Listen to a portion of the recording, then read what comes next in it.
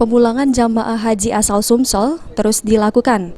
Saat ini setidaknya proses pemulangan melalui Bandara SMB 2 telah memasuki kloter kelima. Dari proses pemulangan yang dilakukan, Kanwil Kemenak Sumsel memastikan jika seluruh jamaah haji dari kondisi sehat dan tidak ada yang terpapar COVID-19. Hal tersebut berdasarkan proses pemeriksaan swab yang dilakukan oleh tim kesehatan. Dengan kondisi tersebut, Kabid PHU Kanwil Kemenak Sumsel Ahmed Dacil mengungkapkan, jika seluruh jamaah haji telah menerapkan prokes yang baik selama menjalankan ibadah haji. Panitia kesehatan di bandara juga di debarkasi, seluruh jemaah kita setelah dilakukan swab semuanya negatif. Artinya jemaah taat dan tetap menerapkan protokol kesehatan yang terus kita sosialisasikan.